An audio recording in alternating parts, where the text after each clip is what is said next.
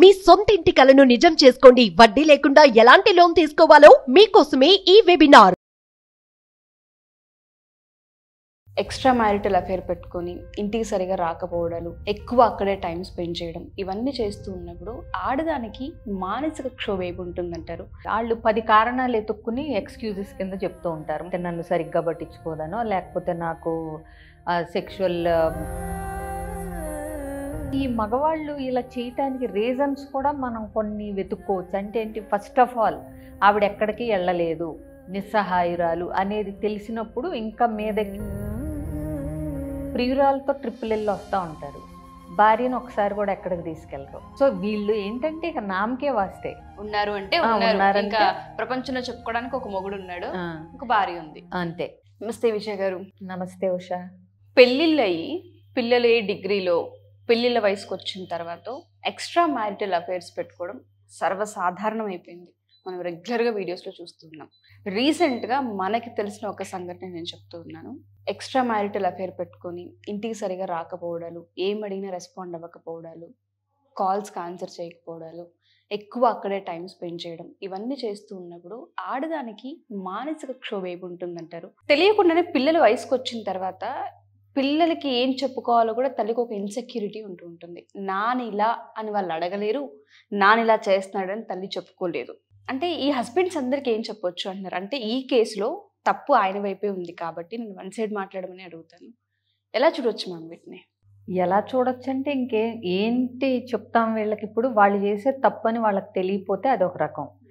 వాళ్ళని మనం అంటే కన్ఫరెంట్ చేసి ఏంటంటే ఇది అని అడిగామనుకోండి, వాళ్ళు 10 కారణాలు ఎత్తుక్కుని ఎక్స్క్యూజెస్ కింద చెప్తూ ఉంటారు. మా ఆవిడ సరిగ్గా మాట్లాడదనో, లేకపోతే ఎప్పుడు అరుస్తూ ఉంటుందనో, లేకపోతే నన్ను సరిగ్గా పట్టించుకోదనో, లేకపోతే నాకు సెక్షువల్ ప్లెజర్ సరిగ్గా లేదనో, ఏదో 100 కారణాలు చెప్తారు. లేదంటే ఈ మధ్య ఇదొకటి వచ్చింది కదా, నాకు ఇప్పుడు నచ్చట్లేదు, 20 ఏళ్ళు అయిన తర్వాత నాకు ఎందుకో ఇక క్లోజ్నెస్ ఉందనిపించట్లేదు, సంథింగ్ ఏదో ఒక ఎక్స్క్యూజెస్ అయితే చెప్తారు. ఇప్పుడు ఆవిడ మానసిక క్షోభ ఎలా ఉంటుందని అడిగావు. ఆబ్వియస్గా ఎక్కువే ఉంటుంది కదా, తక్కువ ఎందుకు ఉంటుంది? ఇప్పుడు క్షోభే. ఇంకొకటి, ఈ మగవాళ్ళు ఇలా చేయటానికి రీజన్స్ కూడా మనం కొన్ని వెతుక్కోవచ్చు. అంటే ఏంటి, ఫస్ట్ ఆఫ్ ఆల్ ఆవిడ ఎక్కడికి వెళ్ళలేదు, నిస్సహాయురాలు అనేది తెలిసినప్పుడు ఇంకా మీదెక్కి స్వారీ చేయాలనుకుంటాడు మగవాడు. అంటే ఇప్పుడు ఫైనాన్షియల్గా ఇండిపెండెంట్గా ఉండరు, కొంతమంది చదువుకోరు, ఎక్కువ తెలివితేటలు ఉండవు, ఇంకా అంటే ఆ తల్లిదండ్రుల దగ్గరికి వెనక్కి వెళ్ళిపోలేరు. కొంతమందికి తల్లిదండ్రులు ఉండరు, ఉన్నా బాగా పెద్దవాళ్ళు అయిపోయి ఉంటారు. ఇప్పుడు నువ్వు అన్నావు పిల్లలే వీళ్ళకి డిగ్రీ లెవెల్కి వచ్చారంటే, ఆవిడ ఆయన తల్లిదండ్రులు ఉన్నా కానీ చాలా అంటే వృద్ధాప్యంలో ఉంటారు. అవునా? ఇప్పుడు వెళ్ళి వాళ్ళ మీద బర్డెన్ ఎందుకు, లేదా విడిపోయామని వాళ్ళకి మనస్తాపం కలిగించడం ఎందుకు అని ఆలోచిస్తారు లేడీస్. ఇదొకటి. నువ్వు ఇప్పుడు అంటే గుర్తొచ్చింది నాకు. ఏదో విదేశాల్లో ఉన్న కపుల్ ఒకళ్ళు పెళ్ళైన 18 ఏళ్ల తర్వాత వాళ్ళిద్దరికీ ఏదో మిస్అండర్స్టాండింగ్స్ వచ్చి విడిపోయారన్న వార్త ఇక్కడ విని ఆ అబ్బాయి తండ్రికి పెరాలసిస్ స్ట్రోక్ వచ్చింది. ఆయన 70+ ఏమో. సో అంటే ఏంటి, పిల్లలు ఆనందంగా ఉన్నారు, వేరే దేశాల్లో ఉన్నారు, అద్భుతంగా ఉన్నారని వీళ్ళు ఇక్కడ చెప్పుకుంటా ఉంటారు. అవునా? మనవాళ్ళు ఉన్నారు, మనవరాళ్ళు ఉన్నారు, ఇలా అలా అని కబుర్లు చెప్పుకునే ఆయనకి సడన్గా వాళ్ళు విడిపోతున్నాయి. ఎందుకన్నా అయ్యి ఉండొచ్చు, రీజన్స్ వాళ్ళకి తెలుస్తాయి, ఎందుకన్నా అయ్యి ఉండొచ్చు. ప్లస్ 18 ఏళ్ళు అయిందంటే విడిపోతున్నారు అంటే బలమైన కారణాలు, అంటే ఓపిక పట్టి ఇంకా ఓర్చుకోలేక విడిపోతూ ఉండుంటారు. అవునా? సో ఇక్కడ ఆ విడిపోయినా అదొక రకం. అవునా? ఇప్పుడు నువ్వు డివోర్స్ తీసుకుని నీకు ఓపిక ఉండి ఇంట్రెస్ట్ ఉంటే వేరే పెళ్లి చేసుకుంటావు, లేదంటే పిల్లల్ని పెంచుకుంటూ ఉండిపోతావు, అది పర్సనల్ చాయిస్. బట్ నువ్వు ఒక రిలేషన్షిప్లో ఉండి, ఒక పెళ్ళి అనే ఒక బంధంలో ఉండి, నువ్వు అక్కడే ఎక్కువ వేరే అమ్మాయితో ఎక్కువ టైం స్పెండ్ చేసి నువ్వు దర్జాగా వస్తున్నావు, ఇంకా పైగా అడిగితే తిడుతున్నావు, కొడుతున్నావు, లేకపోతే ఇంతే నేను ఇంతే అని అంటున్నారు. అంటే ఏంటి, ఇక్కడ యువతల ఆవిడ ఏమి చేయలేదు అనే ఒక ఇదే కదా. ఇప్పుడు ఆవిడే కనుక తెగించి ఇట్లా అడుగు ముందుకేస్తే ఏమవుతుంది, ఇప్పుడు నలుగురిలో పెట్టి పోలీస్ కంప్లైంట్ ఇస్తే అయిపోద్ది కదా వీళ్ళ పని. అయినా ఆడాళ్ళు చేయలేరు, వాళ్ళు ఆలోచిస్తారు. నాకు ఒక క్లయింట్ ఉంది, నేను చెప్తాను. సేమ్ నువ్వు అడిగిన ప్రశ్నే. 20 ఏళ్ళు అవుతుంది పెళ్ళయ్యి, డిగ్రీలు చదివే కొడుకున్నాడు, ఇతనికి ఎక్స్ట్రా మ్యారిటల్ అఫైర్ ఉంది, మరి మీ పెద్దవాళ్ళకి చెప్పి పంచాయతీలాగా మరి ఏమన్నా చెప్పాలని చూసారా ఏమన్నా అంటే అని అంటే అంటుంది ఆవిడ. ఇప్పుడు మా తమ్ముడిని అన్నయ్యని పిలిచి పంచాయతీ పెట్టించాను అనుకోండి, రేపొద్దున అదేంటి మా వాళ్ళ దృష్టిలో ఈయన చులకనైపోతాడు కదా అని కూడా ఆలోచిస్తుంది ఆవిడ. ఆడాళ్ళేమో అంత ఇదిగా ఉంటారు. ఆవిడికి విడిపోవాలని ఉంది లోపల, కానీ చేయలేదు. ఫైనాన్షియల్గా ఇండిపెండెంట్ కాదు. అవునా? సో ఈవిడ ఫైనాన్షియల్గా ఇండిపెండెంట్ కాదు, ఎవరి గురించి ఈవిడ ఏంటి నా భర్త ఎలా అంటాడని చెప్పుకోదు. ఎందుకంటే ఈవిడికే నా మోసి గౌరవం ఎక్కడ తగ్గిపోతుందో అని ఆలోచిస్తుంది. అవునా? ఇవన్నీ తెలిసినప్పుడు అతనికి ఇంకా ఏముంటుంది, ఎక్కడ పోతుందిలే అని ఒక గ్రాంటెడ్నెస్, చులకన పడి ఉంటుందిలే అనేది. అందుకే కంటిన్యూ చేస్తుంది. అన్నట్టుగానే ఆ 40-50 ఏళ్ళ వయసులో 16 ఏళ్ళు పిల్లోడు 17 ఏళ్ళ పిల్లోడు అప్పుడే ప్రేమలో పడితే ఎలా ఉంటుందో అంత అంటే చెప్పుకోకూడదు, కానీ అంత బిహేవియర్ కూడా అంత దరిద్రంగా ఉంటుంది కొన్నిసార్లు. యువతల మనిషికి ఒక వాల్యూ ఇవ్వడం, రెస్పెక్ట్ ఇవ్వడం ఏమీ ఉండవు. ఇంట్లో మనిషి ఒక మిషన్, వాళ్ళకి టైంకి ఫుడ్, ఆ టైంకి వాళ్ళకి కావాల్సిన అవసరాలు తీరిస్తే చాలు. వాళ్ళ జలసాలు, వాళ్ళ కబుర్లు, వాళ్ళ ఫోన్ కాల్స్ వాళ్ళ ఇష్టానుసారంగా వాళ్ళు అంతే. చేసేస్తారు. ఎందుకంటే సంపాదించేది నేను రుబాబు. ఎంజాయ్ చేయాలి, నా లైఫ్ నాకున్నది ఒక లైఫ్ ఎంజాయ్ చేయాలి. ఇంకా చాలా మంది కేసెస్ నేను చూస్తూ ఉంటాను కదా, ప్రియురాలతో ట్రిప్పులు వెళ్ళి వస్తూ ఉంటారు, భార్యను ఒకసారి కూడా ఎక్కడికి తీసుకెళ్ళరు. ఎక్కడికి తీసుకెళ్ళకపోవడం, పైగా కనీసం ఇంట్లో సహాయం కూడా చేయరు ఏదైనా కావాలంటే హెల్ప్ సంబంధించి. సో వీళ్ళు ఏంటంటే ఇక నామకే వాస్తే ఉన్నారు అంటే ఇంకా ప్రపంచంలో చెప్పుకోవడానికి ఒక మొగుడు ఉన్నాడు, ఒక భార్య ఉంది, అంతే అఫీషియల్ గా అనౌన్స్ చేసుకోవడానికి. సో ఈ ఫైనాన్షియల్గా ఇండిపెండెంట్ కాపోయేసరికి కూడా ఏంటంటే ఇప్పుడు ఎక్కడికి వెళ్ళాలి, ఏం చేయాలి, వాళ్ళకంతా కన్ఫ్యూజింగ్గా ఉంటుంది, అగమ్య గోచరం. ఇప్పుడు బయటికి అడుగేస్తే ఏం చేయాలి, ఎక్కడికి వెళ్ళాలి, ఎలా బ్రతకాలి, ఈ క్వశ్చన్లు ఉంటాయి. సో వేరే అమ్మాయితో ఎఫ్ఐఆర్ ఉందని తెలిసినా, అక్కడి నుంచే వస్తున్నాడని తెలిసినా ఏమీ చేయలేని ఒక అసక్తత. అలా అని ఇవాళ అంటే మనసు చంపుకోలేరు, బయటికి వెళ్ళలేరు. ఆడకత్తెరలో పోక చెక్కలాగా రోజు నలిగిపోతానే ఉంటారు వాళ్ళు.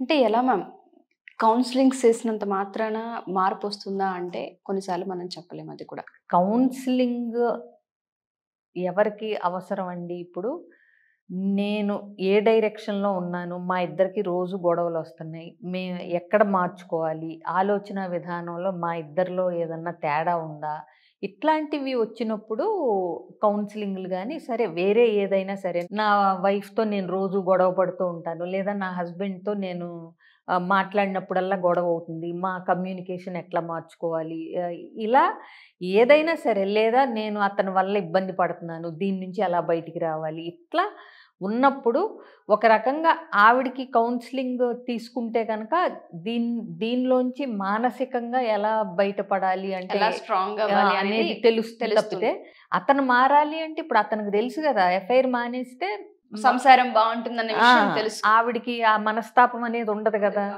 అవునా? వీళ్ళు ఇంకా ఏం చేయాలో బయటికి వెళ్ళాలని ఉన్నా వెళ్ళలేక మానేసి వస్తే జాలే, మళ్ళీ కాంప్రమైజ్ అవుదాం, కలిసి ఉందాం అని కూడా అనుకుంటున్నారు. నువ్వు అవి ఆపేయి, మనం సరిగ్గా ఉందాము అని చెప్పి. ఎవరి రీజన్స్ వాళ్ళకు ఉంటాయి ఉషా. తప్పు చేసేవాడిని క్వశ్చన్ చేసినప్పుడు 100 కారణాలు చెప్తాడు, నేను అందుకు చేశాను, నేను ఇందుకు చేశాను అని చెప్పి. అవునా?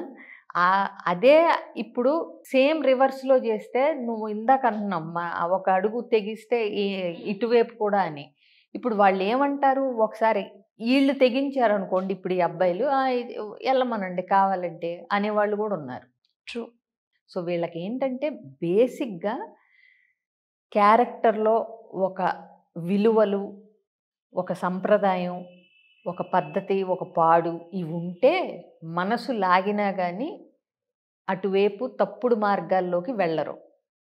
అర్థమైందా? క్యారెక్టర్ కి విలువ, ఒక రెస్పెక్ట్, గౌరవము, కుటుంబ విలువలు, భార్య పిల్లలు అనేవి ఉంటే.